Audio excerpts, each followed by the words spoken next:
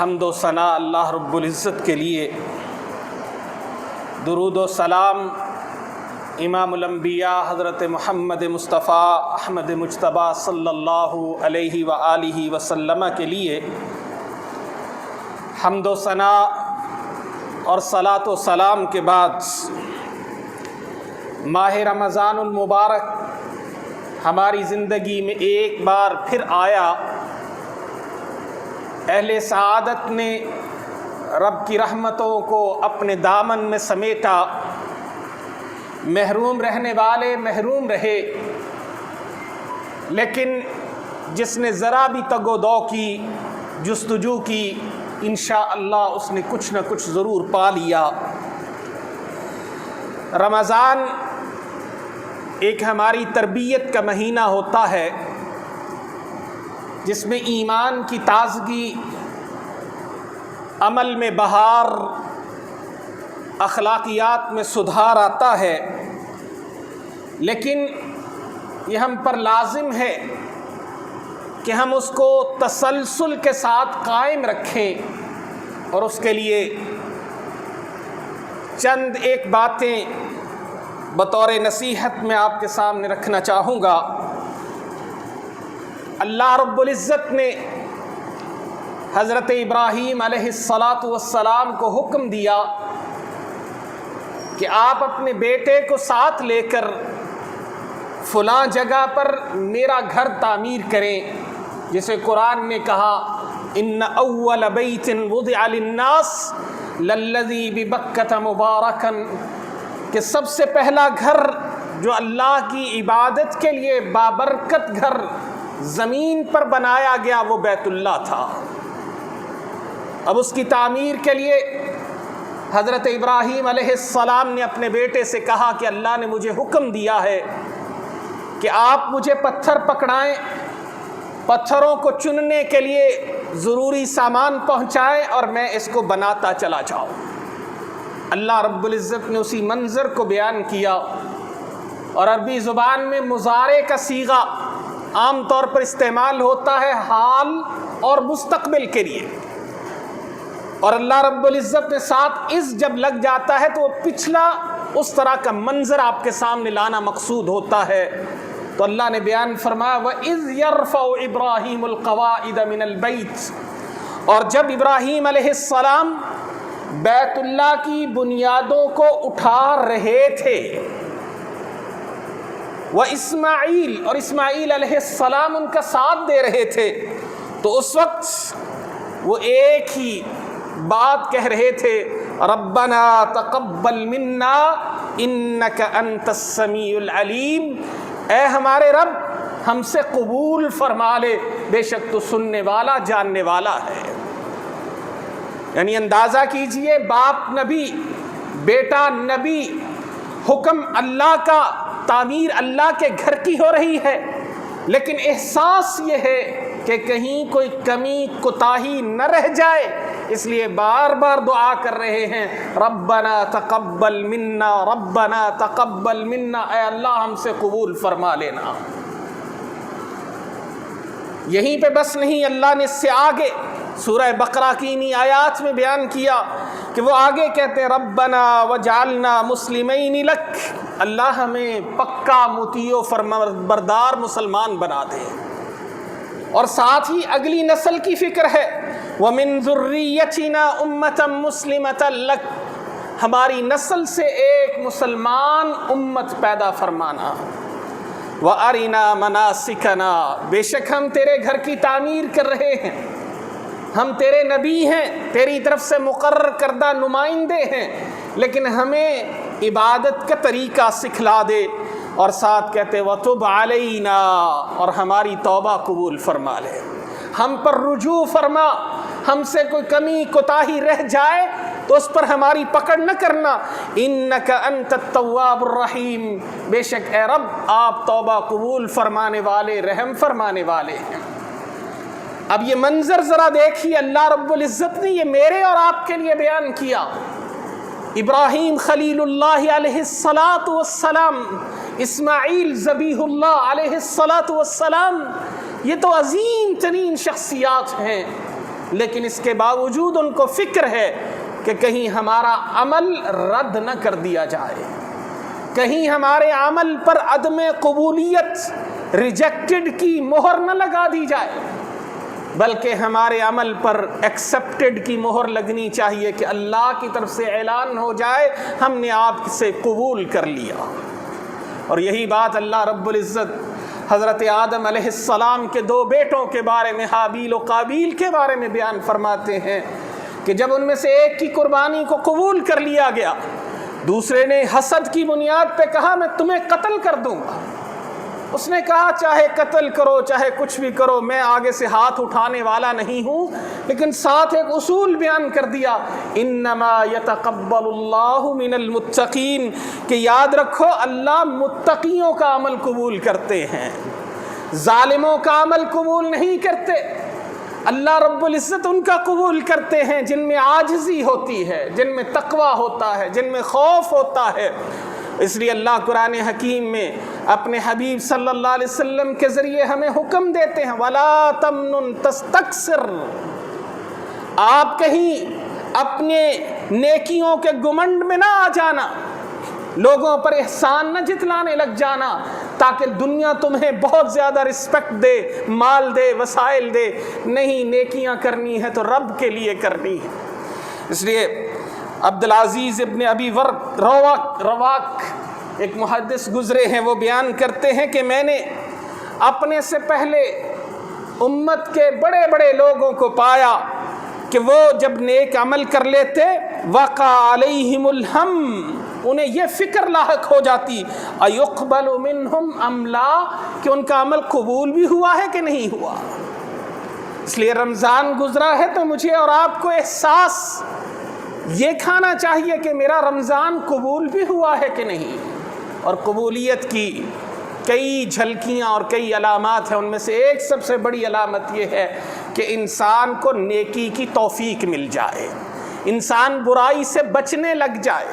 جو اس سے پہلے کوتاہیاں تھیں وہ اس کی ختم ہو جائے، تو سمجھ لیجئے کہ ہم نے رمضان کو پا لیا اور رمضان کی ہوئی عبادتیں ہماری اللہ کے ہاں قبول ہو گئی ہیں۔ اس لیے اللہ کے حبیب صلی اللہ علیہ وسلم فرماتے ہیں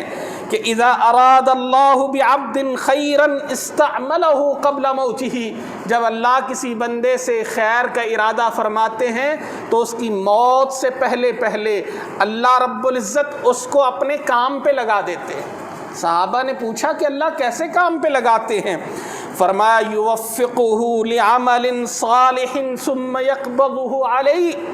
اللہ اس بندے کو نیک عمل کی توفیق دیتے ہیں اور وہ نیک عمل کرتا رہتا ہے یہاں تک کہ اسی حالت میں اس کی موت آ جاتی ہے۔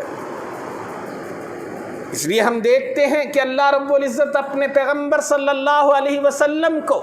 اور انہی کے ذریعے ہمیں حکم دیتے ہیں وَعْبُدْ رَبَّكَ حَتَّى يَأْتِيَكَ الْيَقِينُ، اپنے رب کی عبادت کیجئے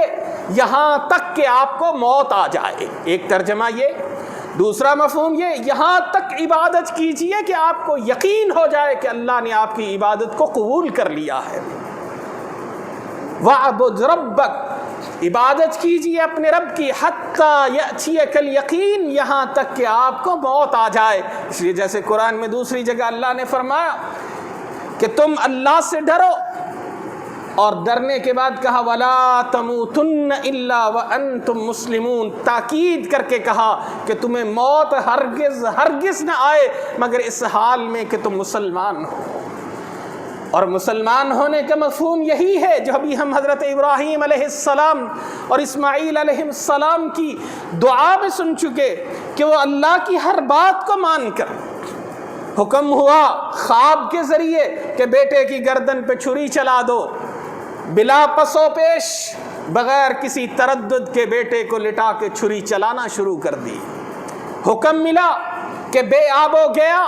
جہاں نہ پانی ہے نہ آبادی ہے نہ کوئی وہاں پہ کسی طرح کے وسائل ہیں، کہا بیوی کو اور بیٹے کو وہاں چھوڑ آئے۔ وجہ نہیں پوچھی، اللہ سے یہ نہیں پوچھا کیوں کہا، اس لیے کہ جانتے تھے کہ اللہ کے ہر حکم کے اندر بے پناہ حکمت پنہا ہیں۔ اور یہی وجہ ہے کہ اللہ نے ان کو امام بنانا تھا تو امام بنانے کا وعدہ کر چکے تھے، اس کے بعد امتحان سے گزارا۔ اور میرے اور آپ کے لیے بھی اللہ کا یہی وعدہ ہے کہ ہم نے تمہیں جنت میں اعلیٰ ترین مقام دینا ہے۔ جب مجھے اس پہ یقین ہوگا تو پھر اللہ کے دیے ہوئے ہر امتحان میں پورا اترنے کی کوشش کروں گا۔ پھر آزمائشیں آئیں گی، پریشانیاں آئیں گی، کیچڑ اچھالا جائے گا، زندگی میں اتار چڑھاؤ آئیں گے، لیکن ڈائریکشن اگر متعین ہے، آپ کا رخ متعین ہے، تو آپ کو فکر کی ضرورت نہیں ہوگی۔ اس لیے دیکھتے ہیں کہ حضرت عائشہ رضی اللہ تعالی عنہا سے ایک دفعہ رسول اللہ صلی اللہ علیہ وسلم کے اعمال کے بارے میں پوچھا گیا کہ آپ کے اعمال کیسے تھے، تو وہ فرماتی ہیں کہ رسول اللہ صلی اللہ علیہ وسلم کا عمل یہ تھا کہ وہ جس کام کو شروع فرما لیتے پھر اس پر قائم رہتے تھے، پھر اس کو چھوڑا نہیں کرتے تھے، پھر اس میں دوام تھا، اس میں ہمیشگی تھی، اس میں تسلسل تھا۔ اور خود رسول اللہ صلی اللہ علیہ وسلم نے یہ فرمایا، واضح کیا کہ احب الاعمال الی اللہ ادومها، اللہ کے نزدیک بہترین عمل وہ ہے جس میں دوام ہو، جس میں ہمیشگی ہو، جس کے اندر تسلسل ہو۔ اور وہ تسلسل یقیناً انسان طاقت کے مطابق برقرار رکھ سکے گا۔ اگر خدا نخواستہ بیمار ہو گیا، سفر میں چلا گیا، کسی مجبوری میں پڑ گیا، اللہ اس کو تب بھی وہی اجر دیں گے جو وہ عام حالت میں اپنی عبادت کیا کرتا تھا۔ اس لیے سجدے کر لیجئے تاکہ جب سجدہ نہ کرنے کی طاقت تمہارے پاس ہو، اس وقت بھی تمہیں سجدوں کا اجر ملتا رہے۔ رسول اللہ صلی اللہ علیہ وسلم نے جیسے ایک اور حدیث میں بیان فرمایا کہ تم تندرستی میں رب سے دعا کیا کرو، اگر یہ چاہتے ہو کہ مشکل میں، خوشحالی میں، تندرستی میں، اچھے حالات میں رب سے دعائیں کیا کرو تاکہ مشکلوں میں، مصیبتوں میں، بیماریوں میں اللہ تمہاری دعاؤں کو سنے۔ اسی طرح عبادت اگر عام حالات میں ہم کریں گے تو رسول اللہ صلی اللہ علیہ وسلم نے واضح فرمایا کہ اگر تم نہ کر پاؤ کسی اور سبب کی وجہ سے، بیماری، سفر، مجبوری، کسی حالت میں، تو اللہ تمہیں اجر عطا فرمائیں گے۔ جیسے پچھلے دنوں ہمارے اوپر حالات آئے، مساجد بند کر دی گئیں،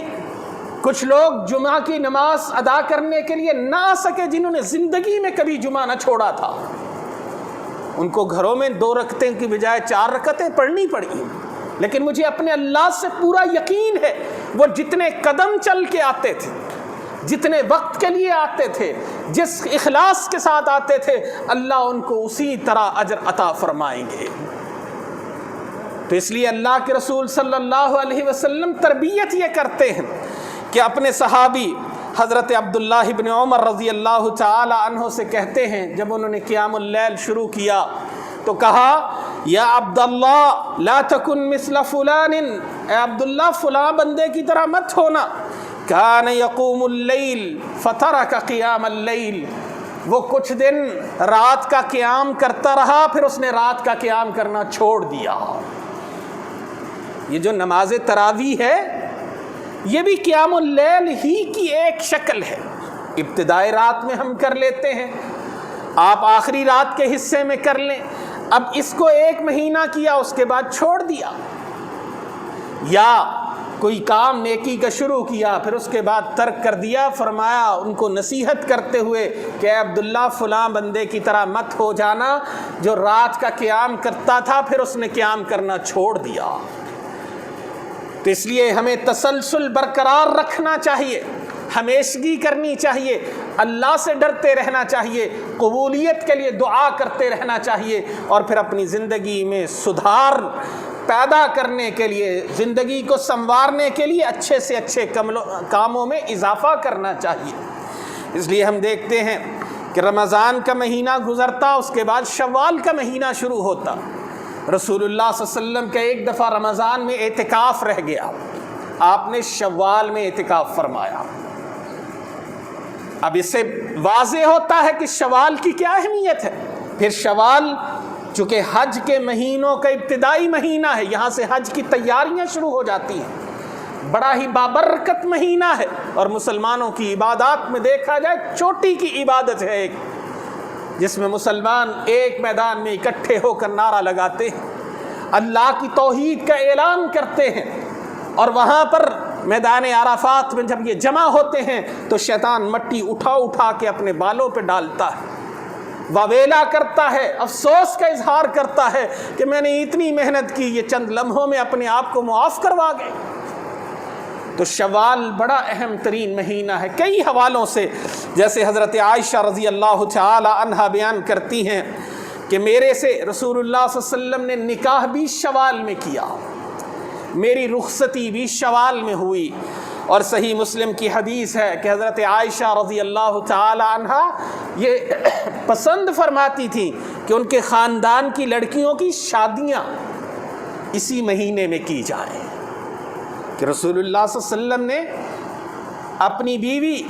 ہماری اماں حضرت عائشہ رضی اللہ تعالی عنہا سے شادی کے لیے اس مہینے کا انتخاب کیا۔ تو اس اعتبار سے دیکھا جائے تو اس کی بڑی اہمیت، اور ایک مسلمانوں کے لیے سب سے بڑی اہمیت یہ ہے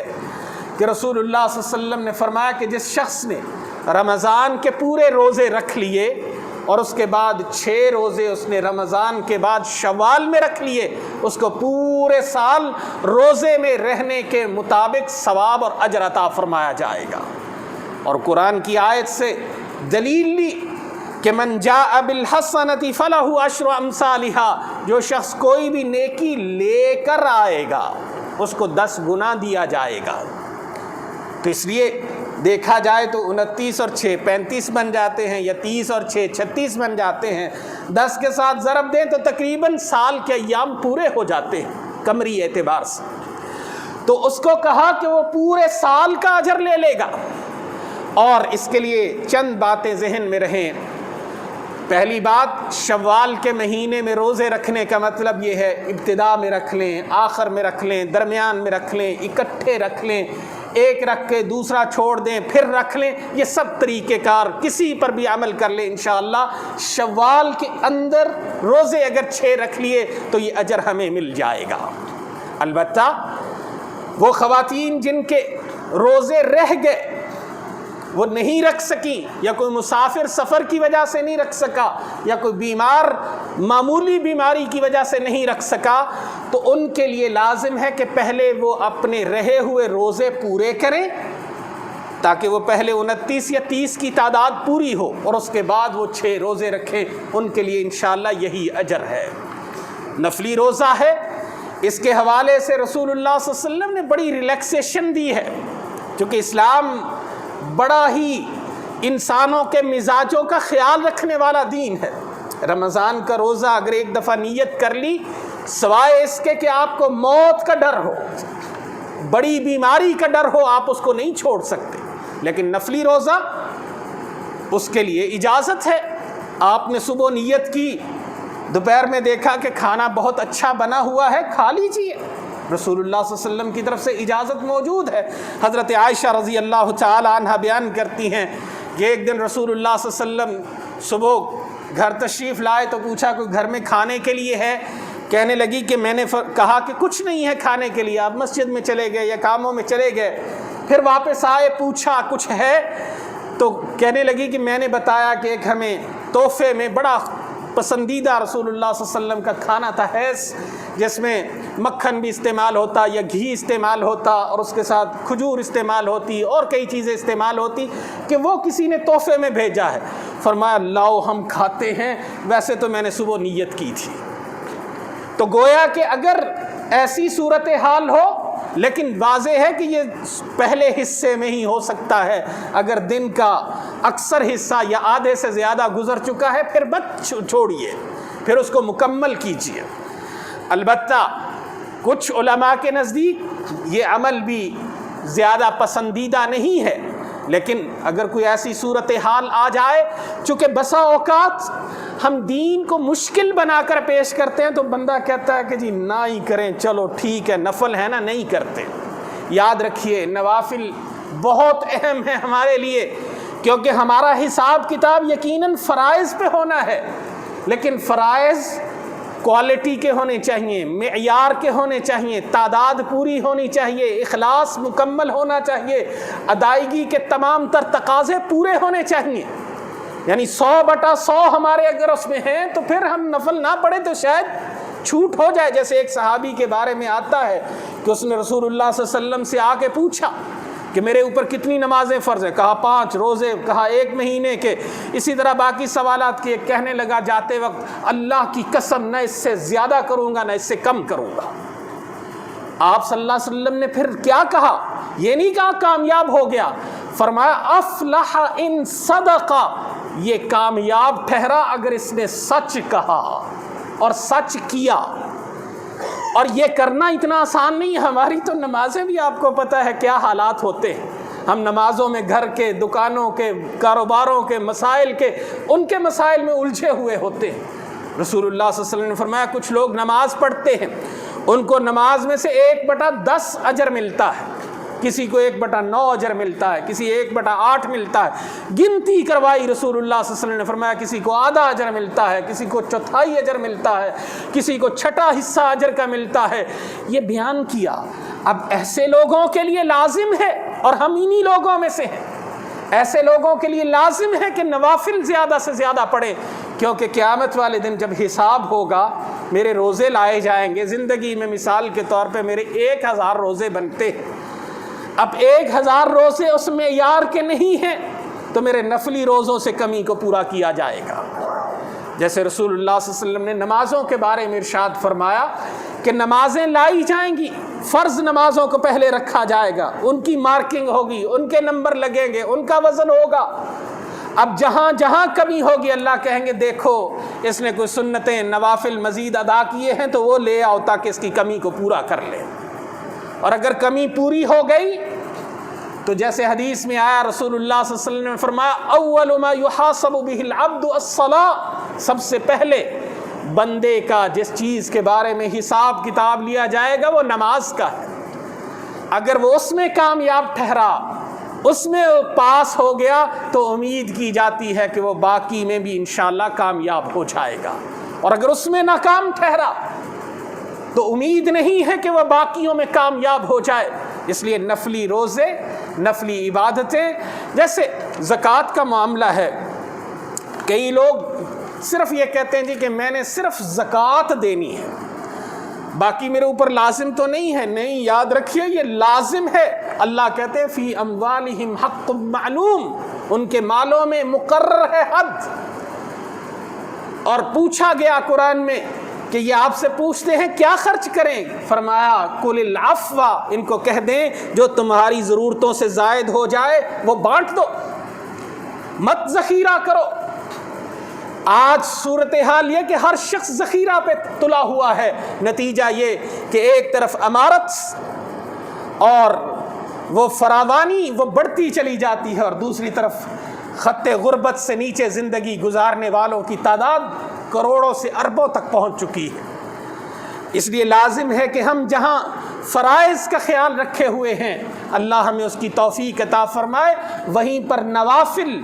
سنتیں, مستحبات, جو بھی ان کو اصطلاحی نام دے لے, ان سب کا اہتمام زیادہ سے زیادہ کریں. اور اس مہینے میں اللہ توفیق دے تو یہ 6 روزے رکھ کر